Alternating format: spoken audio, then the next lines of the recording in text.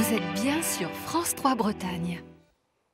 Bonjour à tous, bienvenue, c'est 9h50 le matin en Bretagne. Nous sommes très heureux de vous retrouver pour 52 minutes de bonne humeur, vous le savez, comme chaque matin. Alors aujourd'hui en compagnie de notre invité d'honneur, auteur, compositeur, interprète, c'est la coqueluche de la scène électro-rap, j'ai nommé Eddie de Préto.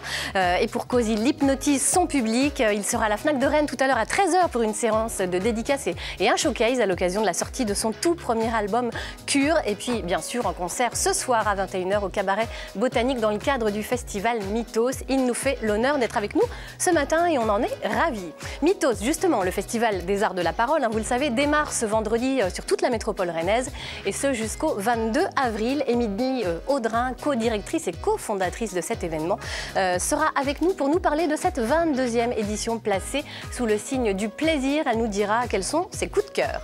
Nous aurons également le plaisir de retrouver Olivier Dauvert, notre expert conso, qui nous dira où en est la consommation des jeux d'argent en France, car ça ne vous a pas échappé, nous sommes vendredi 13, alors chance ou malchance, eh bien il y en a un qui ne se pose pas la question, c'est lui, il joue de toute façon et nous jouerons avec lui. Nous retrouverons également Sylvie Denis en duplex depuis le domaine des Ormes à la découverte de toute l'histoire de la famille Chenet, depuis 40 ans installée à Dole de Bretagne. Sans oublier les mots bretons, vous le savez, comme chaque vendredi, de l'ami poète Maël Le Guenec. C'est maintenant l'heure de la météo, ma chère Catherine, bonjour. Oui, bonjour Laurence, si vous êtes chanceux, vous réussirez à passer entre les nuages et les gouttes de pluie, puisque oui, il y aura quelques éclaircies aujourd'hui. Et vous pouvez aussi profiter des 13 degrés à Ouessant, 13 degrés à Brest, 17 à Rennes et 15 à Rostronin. Donc saisissez votre chance, elle est là. Aujourd'hui. C'est aujourd'hui. Bon, du moment que vous ne chantiez pas, je pense qu'il pleuvra pas. Ça, voilà, je vais me restreindre. Je ferai attention. Parce que là, on a quand même du niveau ce matin dans cette émission. Allez, autant de bonnes raisons de rester avec nous. N'oubliez pas vos questions à Eddie de Préto. Vous n'hésitez pas, vos réactions sur la page Facebook de France 3 Bretagne. L'émission est diffusée en live. Alors vous faites comme nous, vous passez un bon moment. Vous vous installez dans votre canapé tranquillement. Vous prenez un bon petit café. 9h50 le matin, c'est parti.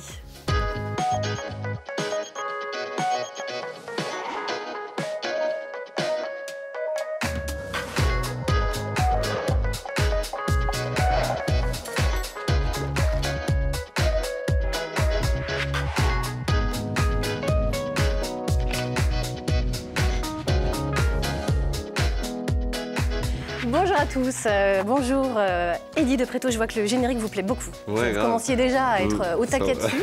Ouais. Bientôt une nouvelle chanson sur ce générique. J'ai l'impression. Elle est là. Elle est là déjà dans la tête. Bonjour Olivier, bonjour Maël, bonjour Émilie. Bonjour. Auteur, compositeur, interprète, né à Créteil il y a 24 ans, je ne vous le présente même plus, c'est Eddie de Préto. Le chanteur, bien sûr, la coqueluche de la scène électro-rap actuellement. Vous avez un petit lien avec la Bretagne ou pas, Eddie? Eh bien oui. Ah, dites-nous. J'ai un oncle qui vivait à Brest pendant très longtemps. D'accord. Bon, voilà. vous savez qu'on est très chauvin ici. Alors, bon, vous êtes né à Créteil il y a 24 ans. Vous avez sorti il y a quelques semaines un premier album très remarqué, évidemment, Cure. Eddie de Préto, rien qu'à prononcer votre nom, on déclenche des crises d'hystérie, y compris dans ses studios. Vous faites la une de la presse musicale un peu partout. Tout le monde vous encense. On vous compare à Jacques Brel, Claude Nougaro, Stromae, mais vous avez un univers bien à vous. Avant d'enflammer les scènes françaises, vous avez cherché à vous faire remarquer de différentes façons, et notamment par la pub. Alors on a retrouvé justement cette petite archive, entre guillemets. Vous allez découvrir, il va commenter pour vous.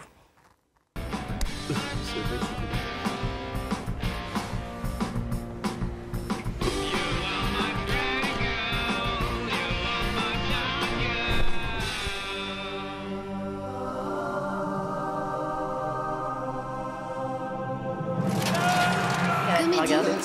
J'avais 16 ans. Vous aviez 16 ans 17. Jules César, donc ça oui. vous fait pas peur, tranquille. Modestement. Jules César avec la gueule de bois. Jules César, bien éméché, ouais. C'est un bon souvenir, cette plutôt. C'était rigolo. Ma mère m'avait mis très jeune dans des agences de publicité parce que elle savait que j'aimais ça. Elle m'avait mis au théâtre plus jeune et voilà, et elle m'avait dit on va rencontrer des agences et ça s'était fait comme ça. Vous étiez du genre à 10-12 ans à prendre votre télécommande, à mettre la lampe halogène à fond les ballons. Ouais, même avant. Et je faisais l'intéressant dans mon salon. Ouais. comme nous tous, mais vous, en beaucoup mieux, quoi. Voilà, exactement. Allez, pour ceux qui ne vous connaîtraient pas encore, donc ça veut dire qu'ils vivent dans une grotte, mais on ne sait jamais, on va regarder le clip de votre titre phare, La Fête de Trop, extrait de votre album Cure.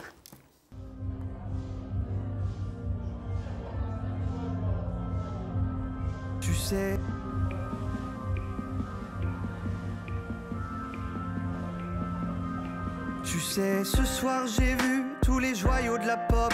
J'ai même bu à outrance toute l'absinthe de tes potes. J'ai côtoyé de rares nymphes, pris des rails en avance, dans des salles bien trop noires, sans lueur d'élégance. Davantage j'ai serré mes mâchoires lamentables et zélé des amants, des garçons de passage que j'ai tenté d'approcher, mais que ma mascarade a fait fuir lentement par sa froideur maussade. Alors j'ai rempli ma panse avec de vives urgences, autant vives que ivres, sur la piste de danse. J'ai ajusté mes pansements pour que mes saignements soient beaucoup moins apparents.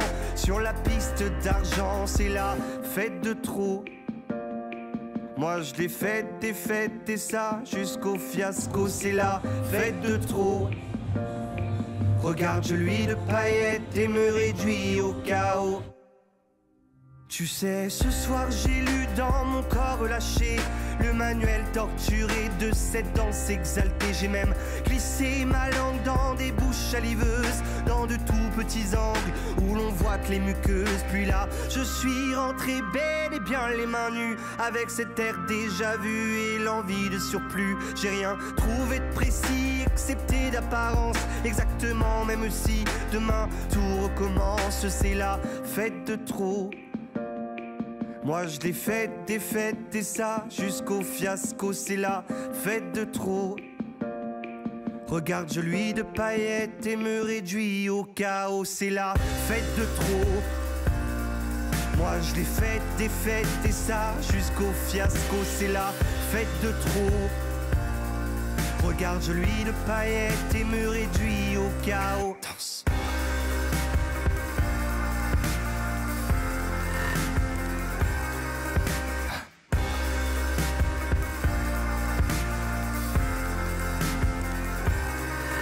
C'est la fête de trop.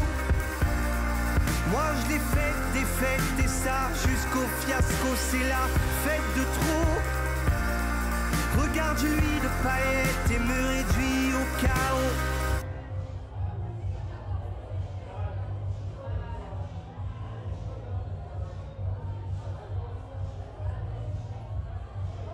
Eh ben nous, c'est la fête sur ce plateau. Vous serez donc en concert, Eddie de Pretto, ce soir à 21 h dans le cadre du festival Mythos à Rennes. Et on a plein de questions qui affluent sur notre page Facebook. Notamment, alors Hervé Durand qui demande, Eddie, serais-tu prêt à chanter des textes proposés par des paroliers amateurs qui ne sont pas à ta hauteur, mais qui leur tient aux tripes depuis des années? Alors voilà, l'appel est lancé. Non, pour l'instant, je travaille sur les textes que j'écris, mais on verra par la suite. Mais je reçois, vous pouvez me contacter sur le mail suivant, contact@eddie-de-pretto. Non, mais plus sérieusement, je reçois plein de textes. Vous recevez beaucoup de textes. Ouais, et je me focalise énormément, précisément sur les miens. Normal, pour le moment. Parce qu'ils sont beaux, donc il n'y a pas de raison. Il n'y a pas de raison. Une autre question, Céline de Brest qui nous dit, il me semble que la première fois que tu as chanté en public, Eddie, c'était dans la MJC de ton quartier, et c'était I Believe I Can Fly de R. Kelly. Tu te souviens? Est-ce que tu peux nous en chanter un petit bout? Moi, je transmets, hein, c'est tout. Hein. Oh, ok. Alors là, il est 9h, il est 10h. Bah ouais, mais on est comme ça, nous, ici. Hein. Ouais, j'ai commencé par I Believe I Can Fly, ouais. Et il faut que je chante un petit bout, c'est ça? C'est une demande de Céline de Brest, moi, après. Bon, alors, Céline de Brest. C'est Brest, hein. Okay. La même ville que tonton, hein, quand même. Ça faisait I believe I can fly, I believe I can touch the sky. Voilà. Ouais. Moi, je dis bravo. C'est magnifique. Eddie, est-ce que vous êtes plutôt campagne ou mer? J'aime pas la mer, mais je suis plutôt campagne. Bah, ça tombe bien, parce qu'on va retrouver tout de suite une de nos journalistes, Sylvie Denis, justement plutôt à la campagne. Elle est au domaine des Ormes. Bonjour Sylvie. Bonjour Laurence, on est effectivement au cœur de la campagne, on est entre Saint-Malo et le Mont Saint-Michel, forcément Eddy connaît le Mont Saint-Michel, hein, une des merveilles du monde. On est 25 minutes à peu près entre les deux, ils ont fait les choses merveilleusement bien, les Chênais, quand ils sont devenus propriétaires de ce domaine. Je suis avec Arnaud. Arnaud, tout petit garçon, il a grandi ici, vous êtes même né ici en fait. Je suis né ici à 49 ans et 400 et quelques jours. Et des poussières. Hein. Et j'ai eu la chance de voir un petit peu toute l'évolution du domaine. Qui avait été acquis par ma famille, effectivement, en 1850. 8 générations, c'est ça, qui ont vécu ici? Ouais, je crois être la 7e génération. 7e génération. Il faut que là, je recompte, mais ça doit être la 7e génération. Et vous avez effectivement ce pavillon qui a été érigé par Monseigneur de l'Espinay en 1560. Très bien. Et que faisait Monseigneur ici? Et le Monseigneur avait ici sa résidence d'été. Ah, pas mal. Donc, et sa cathédrale était celle de Dol de Bretagne. Jusqu'à ce que ce domaine devienne bien national. Avec la Révolution. Bien sûr. Quelques familles ont fait l'acquisition du domaine jusqu'à ce que la nôtre s'installe pour de bon en 1850. À ce moment-là, évidemment, pas encore vos parents, pas encore vous. Vos parents ensuite arrivent. Exploitation laitière, ici il y a des vaches. Hein. Il y a eu des vaches, et même les premières vaches hollandaises, noires et blanches, qui sont arrivées dans les années 70, que mon père avait élevé ici pour porter un troupeau de 12 à 80 vaches laitières qui était possible grâce au système de treilleuse électrique.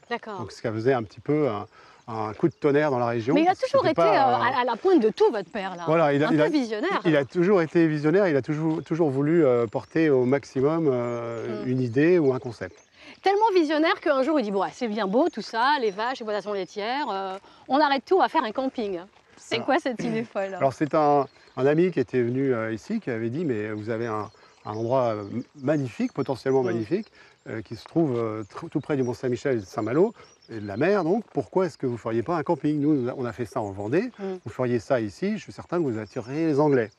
Et mes parents ont mis 3 jours à réfléchir, pour finalement rappeler le banquier et lui dire, on ne fera pas la stabulation dernier cri qui était prévue, mais un camping. Alors là, le banquier, effectivement, était un peu désorienté. Le prêt était accordé et tout, quoi. Le prêt était accordé. Genre, donc, on garde les sous pour faire le camping, mais la stabulation, ben, on ne la fera pas, et puis c'est tout.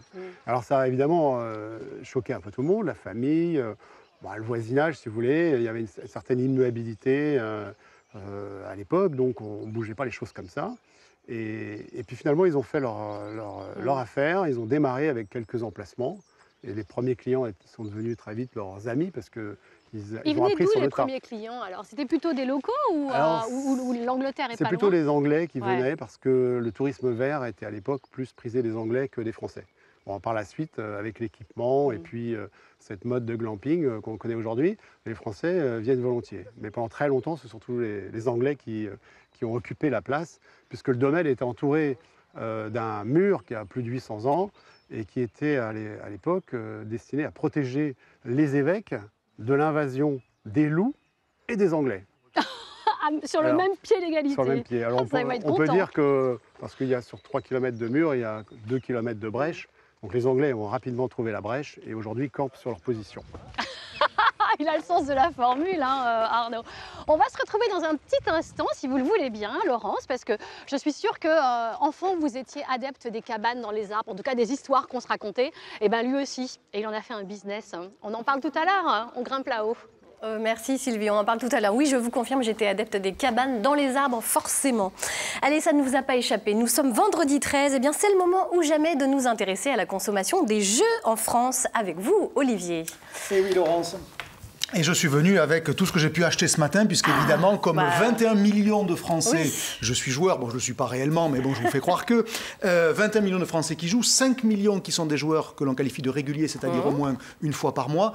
Et le vendredi 13, évidemment, les ventes explosent, puisqu'on est 20% plus nombreux que d'habitude à jouer, tout simplement parce que dans l'imaginaire collectif, vendredi 13, c'est jour de chance, c'est porte-bonheur, donc on y croit davantage. Allez, on va dire qu'on y croit davantage. Alors moi, je vous propose aussi de distribuer des petits trèfles, comme ça, voilà, à chacun son plateau, et puis on va jouer, comme ça, voilà, on va voir si on a vraiment de la chance ou pas. Allez, c'est parti. Merci.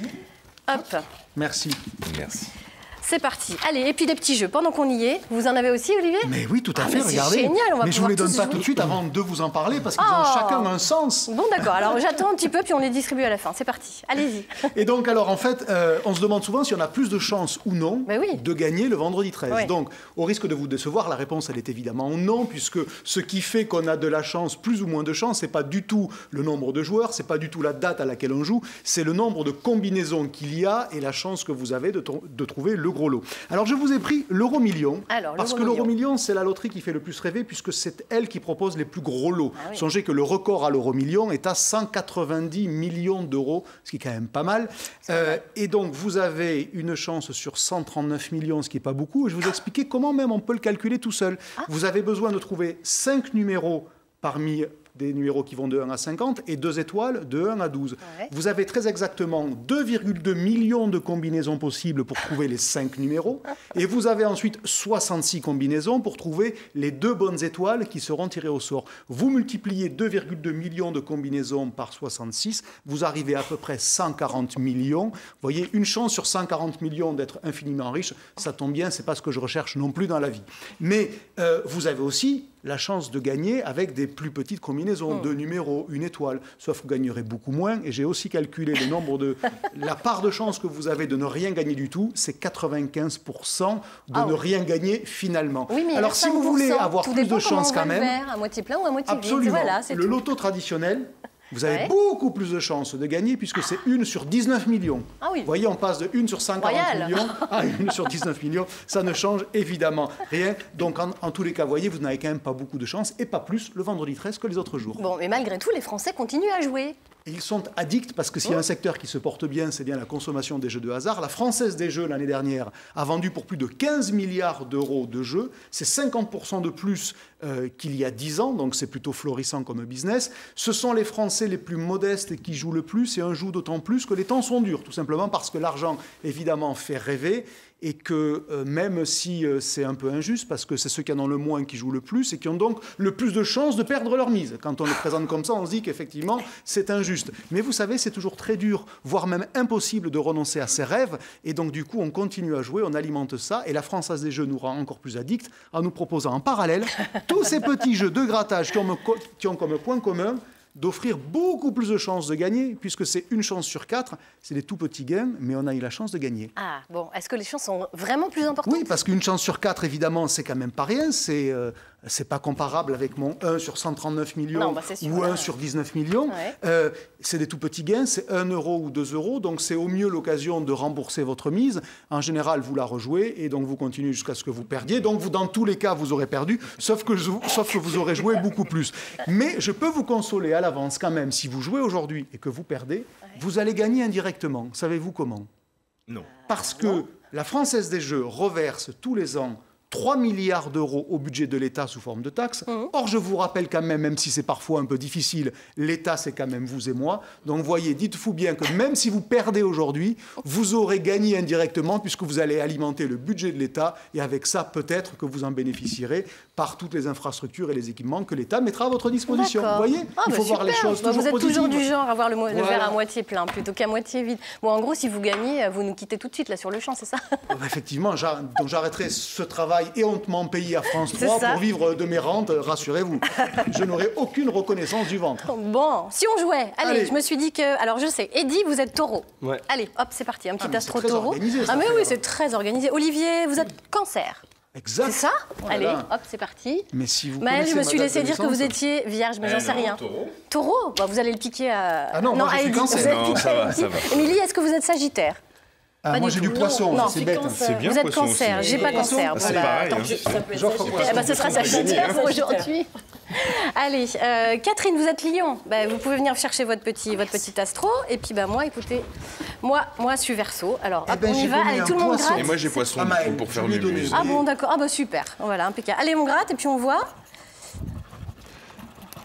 J'espère rien gagner parce que c'est tellement... Bon, alors, qu'est-ce que ça donne? C'est irait à l'encontre de toute Qui la va chronique, quand gagner? même. Énergique. 2 fois le signe pour remporter le gain. Bon, alors par contre, il faudrait comprendre comment ça marche. Non. C'est ça qui est drôle. Bon, moi, j'ai pas Découvrez. gagné pour Pas l'instant. gagné. Moi, je vous le dis tout de suite. Alors, attends, pas gagné, pas gagné? Non, pas gagné. Rien Le gagné. problème avec la Française des Jeux, c'est qu'il faut être un peu intelligent pour comprendre si on a gagné ou pas. Quelle est la règle du jeu? Bon, alors, Eddy, Découvrez non, rien deux. gagné? Moi, j'ai Non, perdu. Vous comme avez perdu. d'habitude. Non, mais vous êtes chanceux ailleurs. J'ai donc, gagné 4 € moi, dans cette affaire. Maëlle a gagné 4 €, formidable. Moi, Je j'ai te rien rappelle gagné. que je te les ai donnés. Donc tiens, Non, du Vous tout, vous du tout. arrangez tous les Ça deux, me hein. fait plaisir de je rester vais t'offrir- pauvre. je vais t'offrir un Ça me café. fait plaisir de rester pauvre. Bon, allez, eh ben, personne, à part Maëlle, Si, personne si, n'a bah gagné, si. visiblement, si. Un gain mirobolant, mais Ah. un gain. Un gain. Allez, Olivier, Eh bien, rien moi non plus. Moi non plus, Mais Émilie? Vous savez, Non. Bon, ben voilà. malheureux jeu. Heureux en amour. Ben voilà, il Bon, faut eh ben, toujours on va voir dire les choses ça. positives. Toujours. Allez, vous êtes chez vous, vous nous suivez sur cette émission. Nous avons un petit commentaire d'un de nos internautes, Michel Dorval, qui nous dit en ce qui concerne le loto et le millionnaire, j'ai vraiment l'impression d'acheter du rêve quand je joue. C'est ça, Mais peut-être. c'est finalement. exactement On ça. achète- Et la Française des Jeux est très douée puisqu'elle alimente le rêve avec des gros lots par moment et des lots très accessibles à d'autres moments. Et le mélange des deux, c'est que ça nous rend addicts. En tous les cas, pour ceux qui sont prêts à jouer. Bon, alors nous, on est addicts à Eddy de Préto. Et l'une de nos équipes vous a suivi, Eddy, au début du mois, au moment de votre concert à la Cigale à Paris. Vous vous êtes confié à nos confrères Valentine Poncy et Didier Morel. On regarde tout de suite le reportage. Aujourd'hui, Eddy joue avec les mots et le public. La scène comme une thérapie pour l'enfant secret, toujours en quête de reconnaissance. Je ne vais pas rentrer sur scène avec ma timidité, ma modestie ou quelque chose d'un peu chétif. Je vais y aller justement, il n'y a que moi avec un batteur sur scène, mais il faut prendre la scène, il faut l'attraper, il faut attraper les gens qui sont en face. Donc je vais y aller plutôt avec mes gros sabots, mes gants de boxe et l'envie d'attraper, de conquérir. Attention la cigale, tout se passe dans les hanches.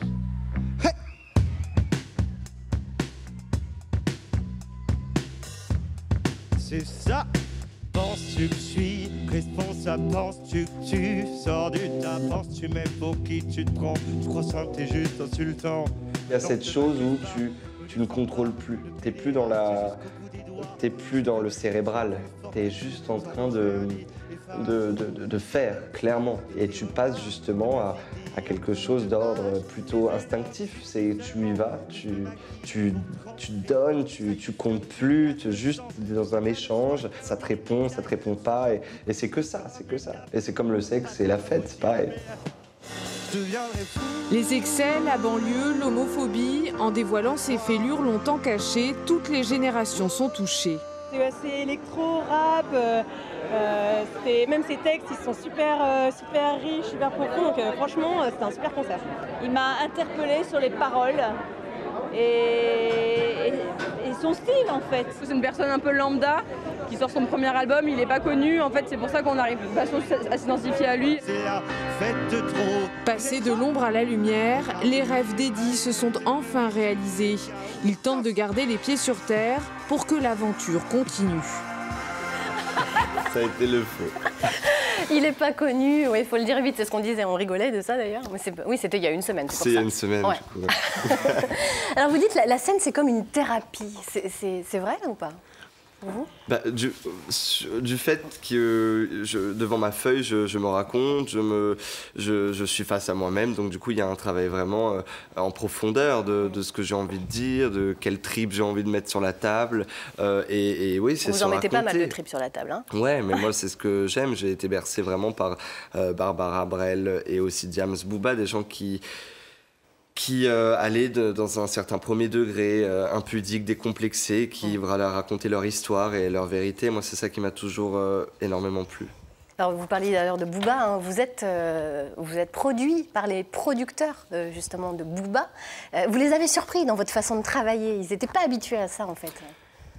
On s'est surpris tous les deux, c'était ça qui était intéressant, c'est qu'en studio, moi j'avais les morceaux, donc je voulais travailler avec quelqu'un qui pouvait respecter les mots, les nuances, les directions que j'avais, et lui devait s'adapter pas mal, je dirais d'ailleurs, c'est Q&A's, il devait s'adapter énormément à mes volontés aussi, donc il y a eu un équilibrage comme ça, constant, de ce qu'on voulait, et en effet, eux, ils travaillent pas tout le temps comme ça, ils amènent plutôt des prods tout de suite, ensuite les gens se posent dessus. Là, c'était dans un autre sens, mais c'était hyper intéressant. Alors, votre succès fulgurant, vous essayez de le gérer, de garder la tête froide, mais vous dites qu'il faut le confirmer. Vous vous sentez encore et toujours dans une quête, en fait? Ah bah oui. Ça a changé depuis la semaine dernière, non, il y a tout à faire, un premier, c'est limite le plus facile, et je suis en train de le découvrir ici. C'est que j'ai eu l'impression, certes, de devoir y aller, d'acharnement pour arriver jusqu'ici, mais il y a tout encore à prouver, et c'est ça qui est encore très excitant. Est-ce qu'il y a le risque de l'explosion du trop de soi? Enfin, on vous encense partout. Vous avez d'ailleurs un titre dans votre album Cure, Ego, qui est assez dur là-dessus. Vous dites j'ai d'un coup conçu un plus grand pour oublier le dur, plus solide que le feignant qui est en moi et qui lutte, qui est en moi et qui est sûr de soi, bien plus de cran que moi, devient un géant tout froid. Oui, c'est l'idée justement de ne pas devenir dingue de soi, et c'est ce texte qui est ressorti quand justement je voyais un peu l'engouement général autour de ce projet, et je me disais, oh putain, sur les réseaux je vais péter un câble, donc c'est cette chanson qui en est ressortie. Trop de soi, c'est le risque. Faire attention en tout cas, oui, c'est le risque. Toujours quand on te dit tous les jours que c'est formidable ce que tu fais, ce que tu es, il y a forcément un côté où le soi peut dégringoler, et j'essaie de garder un certain recul et une grosse tête froide. On va parler d'un autre titre, le titre Kid, c'était votre premier EP, comme on dit dans le métier. C'était quoi l'idée de Kid? C'était de faire un premier coucou, de dire j'arrive, et je savais pas du tout ce qui allait se passer, et donc il y avait beaucoup d'espoir, beaucoup de volonté, mais beaucoup de crainte aussi. En lançant ce projet, j'avais énormément de crainte par rapport à comment il serait perçu, comment il serait reçu par les gens, et j'ai été comblé. Kid, c'était aussi l'enfant à qui, qu'on incitait à jouer au football.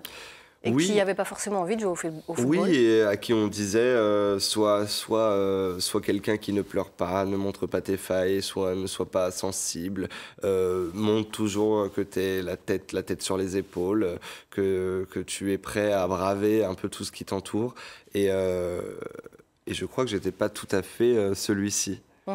Vous dénoncez un peu ce culte de la virilité, de la masculinité, qui est très présente. Je le dénonce pas, je le mets en avant, j'en parle, en tout cas je le questionne. Voilà, vous le questionnez. Vous vous interdisez rien, jamais, aucun sujet? Peu.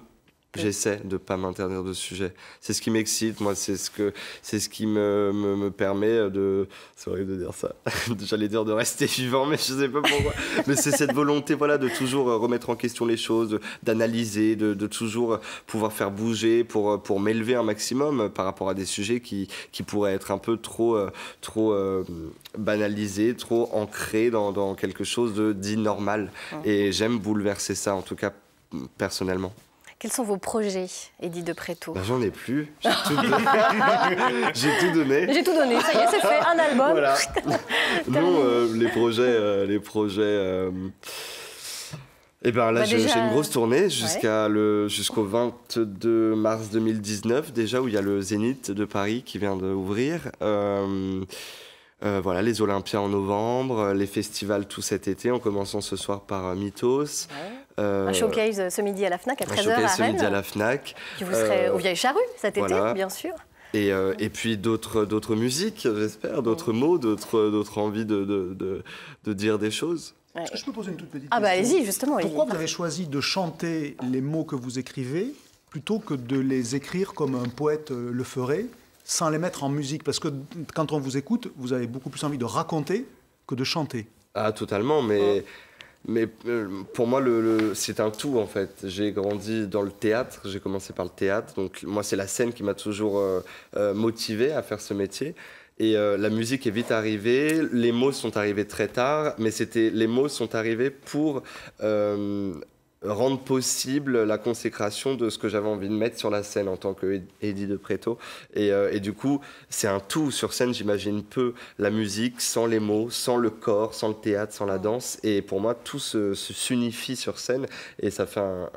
Donc c'est pour ça que vous n'êtes pas prêt à chanter des textes qui ne sont pas les vôtres. Bah oui. Voilà, c'est que tout se dessine, ça va enlever un peu d'espoir à Hervé tout à l'heure. Hervé qui avait l'espoir qu'un jour vous chantiez un de ses textes. Et c'est déjà ça. C'est ça. Vous êtes dans l'intensité. Vous êtes quelqu'un qui...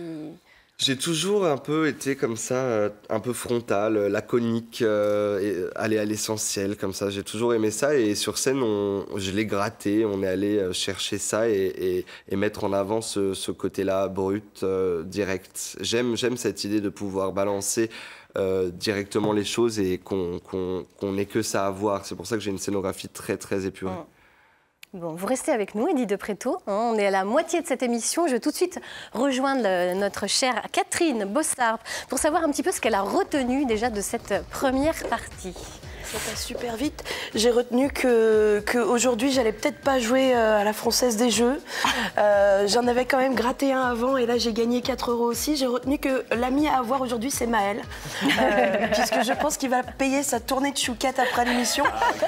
Maël, je suis avec toi aujourd'hui.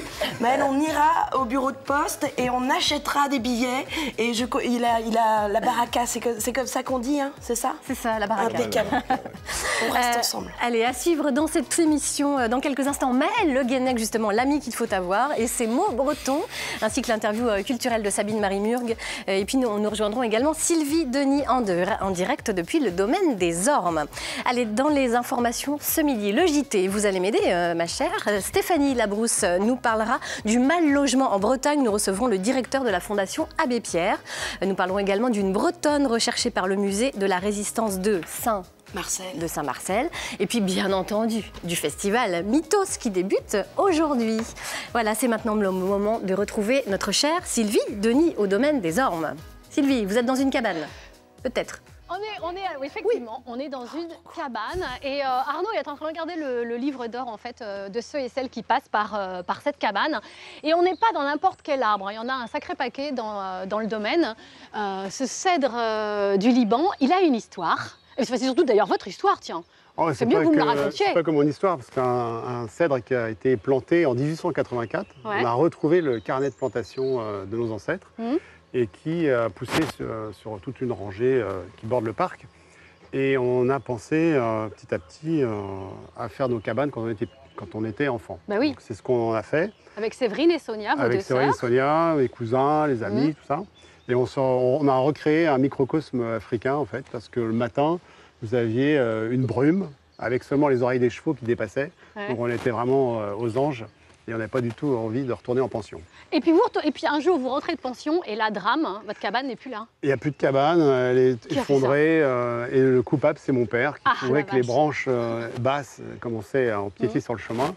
Donc il a décidé d'élaguer bien au franc de l'arbre. Et donc, au départ, j'étais évidemment en colère.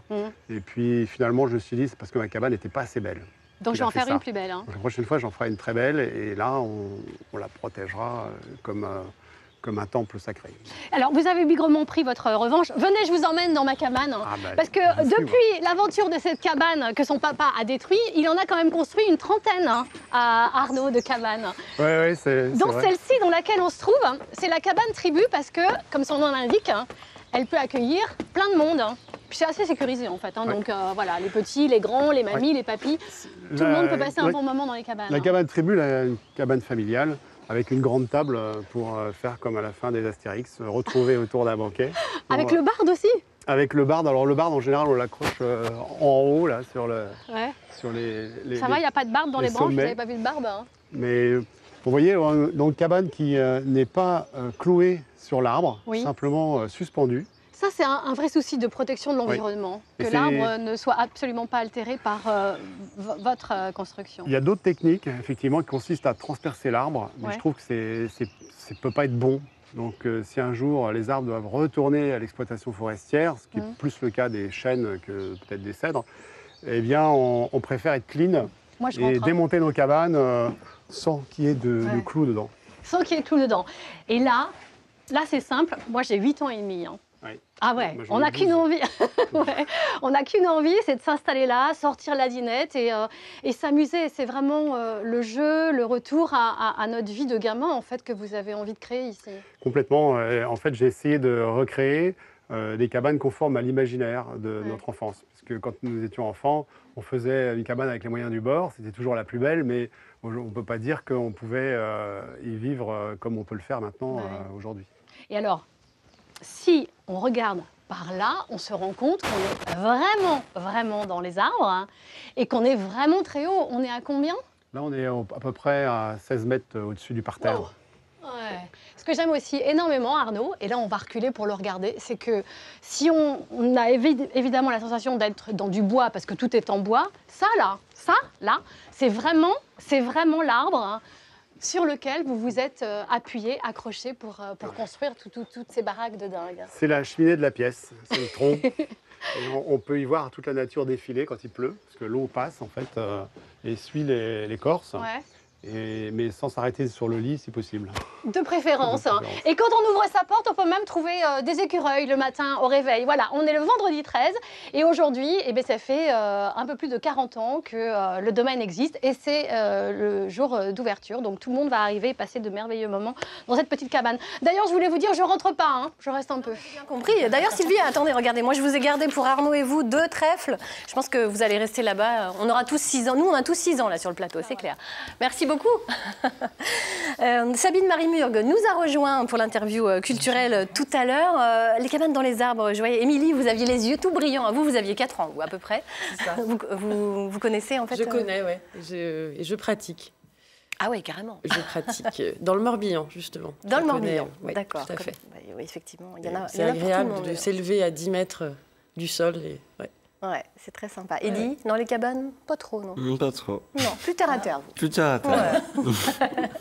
Allez, Maël, lui, il est poète, moins terre à terre, mais quoique, ça dépend. Vous êtes un peu... Là, aujourd'hui, on va s'élever. Là, on va s'élever dans les arbres, puisque c'est vrai que cette balade de Sylvie m'a inspiré pour vous parler des noms des arbres en breton. Alors déjà, un arbre en breton, ça se dit gwezen pour l'arbre au singulier, arwezen, arvezen, puisqu'il y a évidemment des mutations, on en parle à chaque fois. Le pluriel, c'est gwe. Tout simplement. Alors le chêne se dit en breton gwe-dero ou anderven. L'orme, alors l'orme c'est compliqué, hein, parce que l'orme on peut dire éolaire, on peut dire ulm, on peut dire tilly. Donc on choisit en fait, voilà on choisit. Le hêtre c'est le fau, argué-fau, qui donne des noms de communes comme le Fou par exemple. Ah oui, dans le Fou ça vient de là, d'accord. Ben oui, ça vient du nom de l'arbre. L'if se dit en ivine. Oui. Et le saule ensuite, je ne vous ai pas parlé du saule. Le saule, c'est gwealek, en alek. C'est assez joli. Alors évidemment, en Bretagne, on aime bien le cidre. Pour en faire, il faut des pommes. Et pour ça, il faut donc un pommier. Et le pommier se dit gweavalu. C'est assez simple. C'est gwe qui veut dire arbre et avalu qui veut dire pomme. Donc c'est un arbre à pommes. Okay. Donc ça, c'est pas très compliqué. Et ensuite vient le châtaignier qui se dit en breton gwe-kistine. Kistine, c'est la châtaigne. Gwe-kistine, donc l'arbre à châtaigne. Alors vous savez peut-être pas, mais le châtaignier, c'est l'arbre le plus commun en Bretagne. Il y en a plein partout et il a été introduit par les Romains. Donc c'est pas une espèce qui était là avant. Qu'en pense Jules César? Il adore. C'est grâce à vous, il adore, en fait. C'est grâce à vous. J'adorais la région, du coup je me suis dit que les châtaignes... C'était une bonne idée. C'était une bonne idée. Alors il y a quelqu'un qui en parle encore mieux que moi, elle s'appelle Anna. Ouais. Elle est un peu l'animatrice d'une série qui a été diffusée dans l'émission Mouchikdal tous les samedis à 10h30. Eh ben, on va regarder.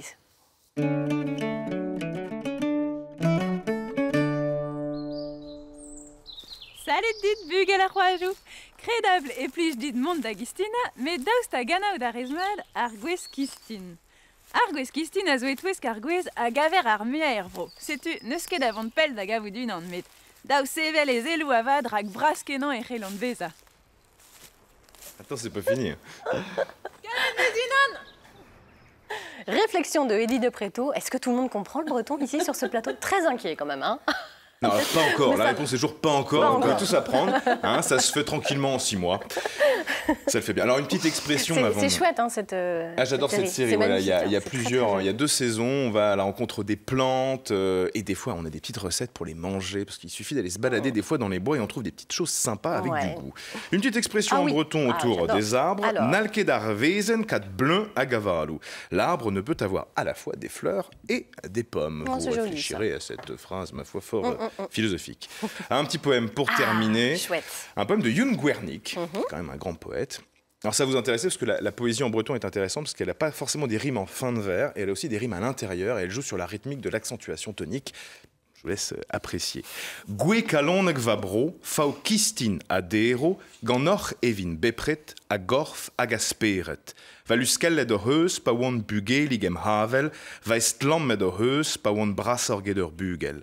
Emzonjatau mon derven am gudo razendei, nelanket quad an derven, a vagas va unvre. Glest tener tin val ar vau, a vag palen ar man, kevrin ou don kefiu ar vau, gustadig a ziwan. Butun marmous ar gistinen moget va fehet ken, kalon bouedus ar gistinen tro mare an nolzent. Gwe kalon va bro, fau kistinadero, ganor evin bepret, a gorf ag asperet. C'est pas mal, hein? Joli, hein? Vous voulez les paroles? Pas de moi. Ah oui. Allez, je vous les donne.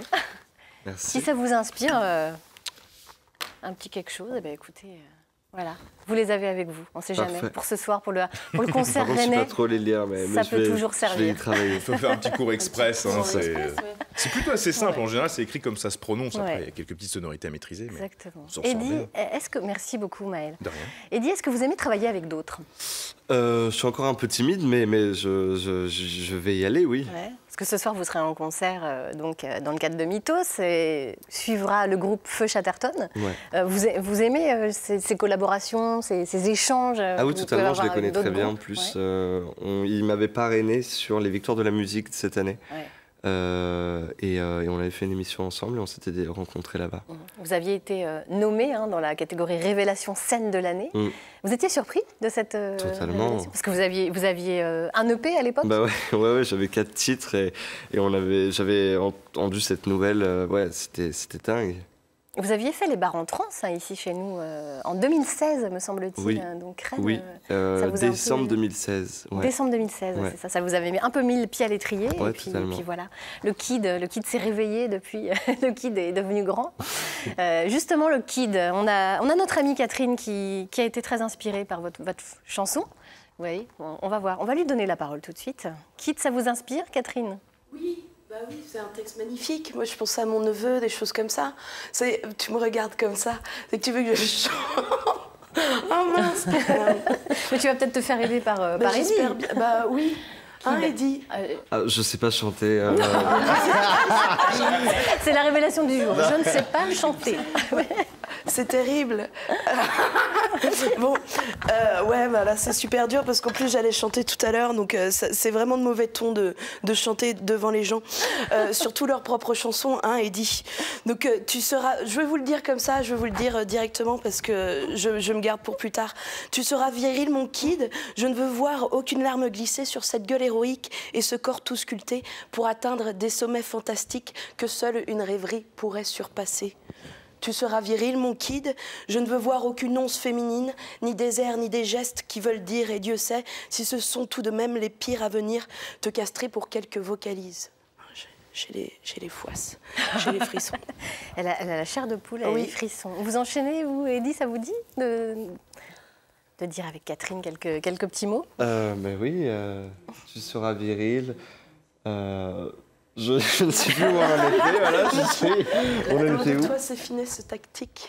Mais vous savez que c'est très dur, alors pour rebondir, vous savez que c'est très dur de dire des textes à l'écrit, en parler, sans moi j'ai toute la musicalité qui est rentrée dedans de manière limite automatique, et du coup c'est très difficile pour moi de les parler sans les avoir sous les yeux. On imagine que c'est pas. Mais je peux chanter le refrain. Virilité abusive, virilité abusive. Voilà. Impeccable. On va se tourner maintenant vers Émilie Audrin, co-directrice et cofondatrice du festival Mythos, et puis Sabine Marie-Murgue, bonjour. Bonjour Laurence. Ben oui, donc Mythos, c'est la musique, mais avant tout, c'est quand même les arts de la parole. Bien oui. Oui, tout à fait. Ça fait 22 ans qu'on veut mettre en avant des raconteurs d'histoires. Pourquoi raconter des histoires aujourd'hui ? Et aujourd'hui, voilà, je suis ravie d'être aux côtés d'Eddie et au travers de la musique, et aussi de pouvoir parler de ces artistes qui sont souvent moins médiatisés et qui passent leur vie à se raconter des histoires qui ont évidemment une portée universelle.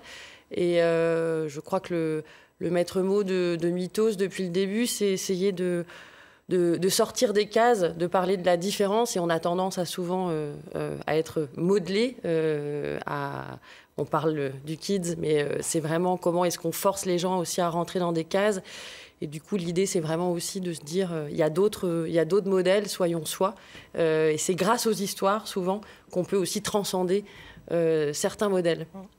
Alors justement, cette année, vous nous avez encore déniché des pépites. On aurait pu penser qu'effectivement, le conte, c'était un art ancien, mais en fait, la parole se manifeste plus que jamais aujourd'hui avec des tout nouveaux comédiens. Tout à fait. Donc, on arpente la France et différents pays pour aller chercher justement ces personnes qui osent. Et là, je pense tout à fait à Louise Emo, cette jeune artiste qui me fait penser un peu aussi au flow d'Eddie. Je sais qu'elle, en tout cas, elle s'en sent proche.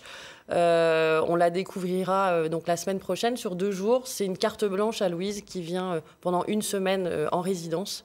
Et c'est quelqu'un qui va se raconter, mais travailler avec la musique. Donc il y a vraiment cette histoire de musicalité de la langue, de débit de parole, de jouer avec les mots, mais jouer avec le son. C'est très singulier, en tout cas, comme façon de faire. On peut la voir dans un extrait, la découvrir dans un extrait de son ancien spectacle, donc Emo Louise. Andy, c'est vrai que toi, Jeanne, tu connais tous les mots? Je réponds que oui. Bien sûr que oui, Simon. Bien sûr que je connais tous les mots. Preuve en est, regarde. A, B, ah bon, A, B, B, accent aigu, A, B. Chauve en soutane qui de toute évidence préfère Dieu aux petits garçons. A, B, Y. Abysse. Abysse, l'endroit où j'habite. Je rigole, c'est là où les monstres font des pique-niques. B, B. Bonnie. Bonnie. La meuf de Clyde.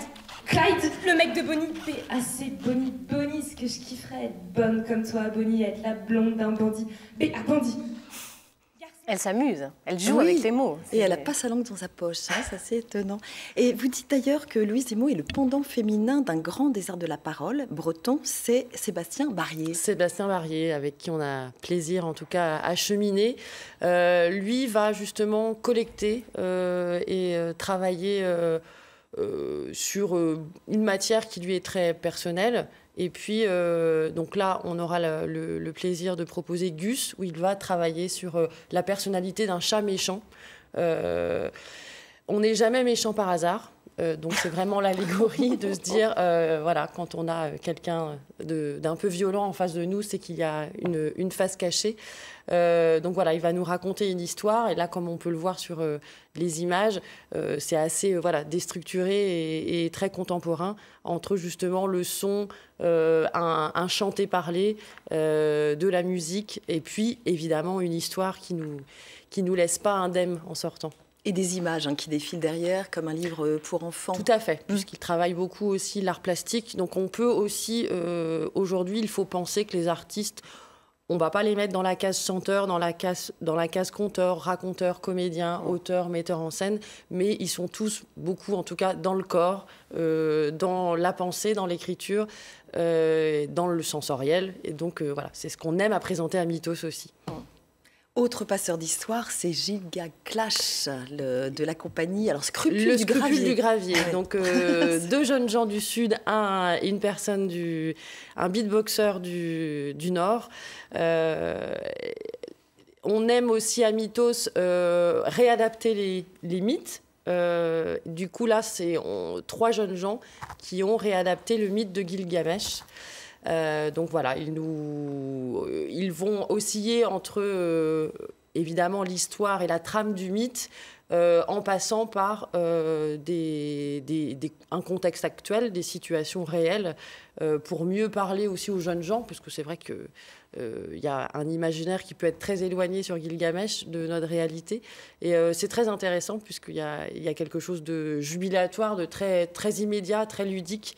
Et on aime aussi cette parole directe à Mythos, cette sincérité aussi dans le... Avec une touche de hip-hop, on peut voir ça aussi dans cet extrait.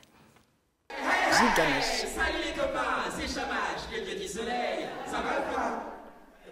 Ouais, tranquillou. Vous êtes où? À la forêt des cèdres? Ouah, trop bien, j'adore cet endroit. Et vous faites quoi exactement? Quoi? Vous voulez tuer Rumaba? Trop bien, je l'aime pas ce type. Bon, ok, bougez pas, je vais regarder où est-ce qu'il est. Franchement... Plein de découvertes, toujours. Ouais, c'est ça qui est extraordinaire.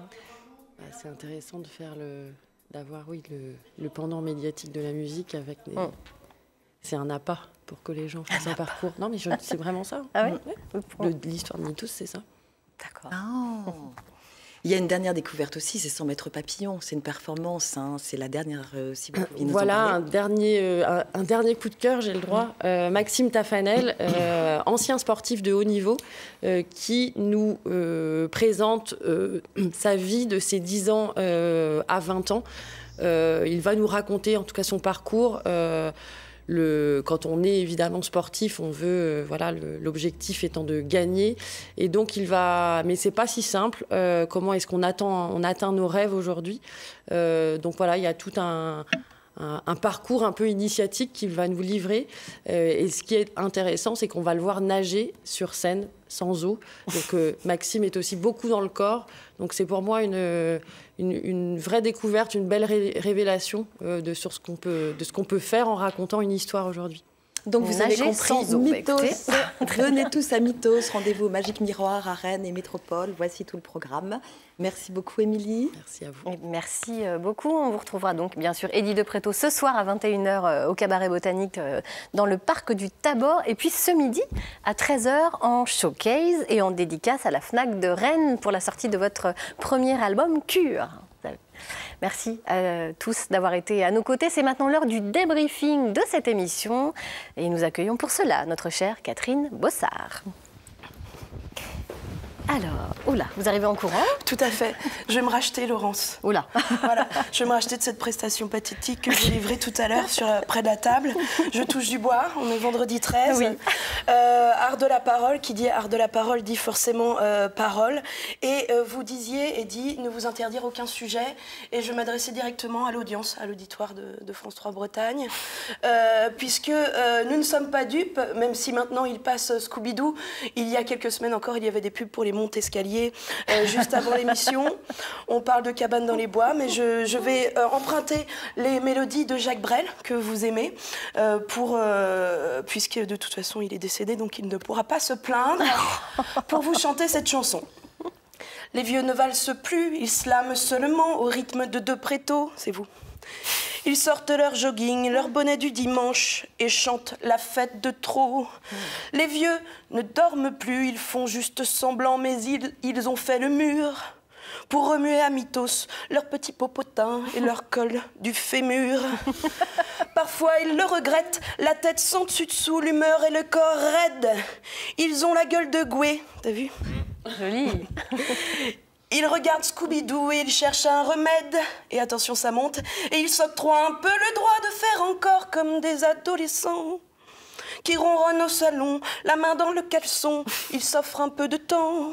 Ils ronronnent au salon, ils regardent 9h50 et ils sont bien contents. Voilà. Merci, bravo. Ça vous inspire un commentaire, Eddie de Pretto? Même une chanson. C'est pas vrai. Alors là, on a un duo futur entre Catherine Bossard et Eddie de Pretto. Ben, vous voyez, vous avez tout gagné. C'était votre jour de chance, je vous le dis. Merci à tous. Eh bien, justement, jour de chance, on vous le souhaite à tous. Nous nous retrouverons lundi en compagnie du conteur Yannick Jolin, un habitué du festival Mythos. Et puis, il sera aussi question d'emploi, de sport et de handicap. Et puis, de gobelets jetables en feuilles d'érable. Voilà pour le menu de la semaine prochaine. On vous souhaite un excellent week-end. Je remercie toutes les personnes qui m'ont aidé à préparer cette émission. Voilà, belle journée à tous. Soyez heureux et soyez chanceux. À lundi. Ciao.